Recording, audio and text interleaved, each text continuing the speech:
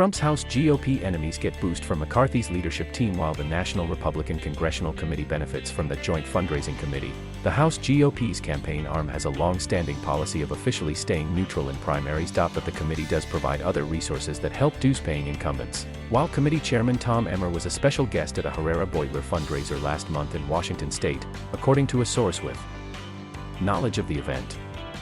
The GOP leadership's effort to aid the campaigns of these embattled Republicans has put them at odds with Trump while rankling some conservatives. Herrera Beutler was almost hauled in as a witness in the Senate impeachment trial after she publicly divulged details about McCarthy and Trump's phone call on January 6.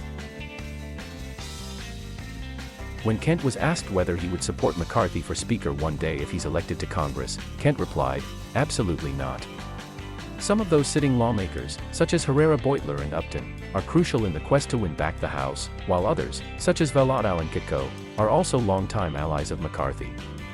Upton, who represents a swing district, hasn't decided whether he will run for a 19th term, according to a person with knowledge of the matter. And Republicans fear that Upton's Trump-supported primary foe, State Representative Steve Carra, would put the seat at risk if he wins the nomination. But even as top House Republicans have publicly cautioned Trump against wading into primaries, there are zero signs that GOP leaders are trying to put any distance between the party and the former president. In fact, Emmer revealed this week that Trump will headline a National Republican Congressional Committee fundraiser in Tampa this fall, according to a source familiar with the plans. In an interview earlier this summer, Emmer said he wanted to see GOP incumbents win their primaries.But whether the 10 Republicans who voted to impeach Trump can overcome his revenge campaign remains to be seen. So far, Trump has backed primary challengers to Cheney, his top foe, who serves on January 6 Select Committee, Upton, a veteran member of the House Republican Conference and former chairman of the powerful Energy and Commerce Committee, and Herrera Beutler, who represents an increasingly purple district that is both suburban and rural. And earlier this year, Trump endorsed his former aide, Max Miller, who is vying to take on Gonzalez. McCarthy, however, has no plans to join in on Trump's retribution tour, and has promised to assist the re-election campaigns of incumbents. It would be extremely rare to see a leader endorse a primary challenger to a sitting member of their own party.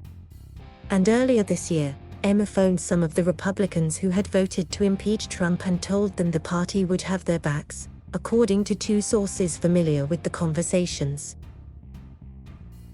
"I look forward to working with each member of our conference in support of their re-election efforts," McCarthy said in a statement earlier this year. "We will take back the House in November 2022. So far, Trump has not endorsed in the fight against Veloto, a close ally of McCarthy's and a fellow Californian.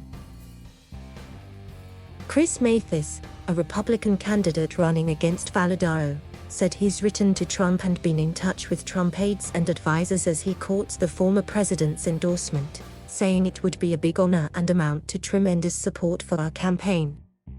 But he has not yet spoken to Trump himself. Mathis, who says Trump is not responsible for January 6 attack, added this when asked if he believes Joe Biden was legitimately elected as president. "I personally think no. They've all been very, very supportive," Veloto added when asked about the backing he's getting from GOP leaders in his re-election bid. Republicans say they hope Trump trains his focus away from Veloto and Kitco, recognizing that those two in particular could have a difficult time getting re-elected if they are faced with an onslaught from the former president. "It'll create serious problems if he Veloto and John Kitco," said one GOP operative. So far, he hasn't done that. Unsurprisingly, McCarthy hasn't lifted a finger to help Cheney or Kinzinger, the most outspoken Trump critics in the Republican conference, who both agreed to serve on the Select Committee investigating January 6.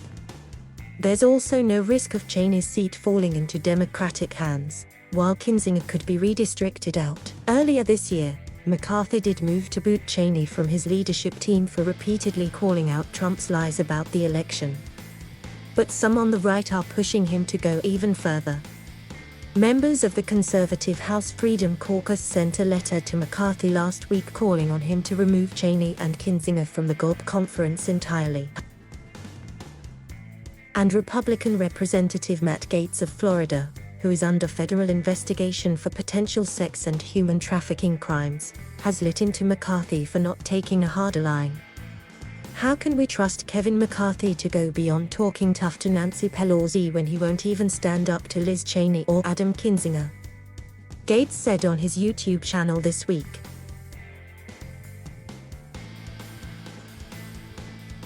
Thank you for watching. Please subscribe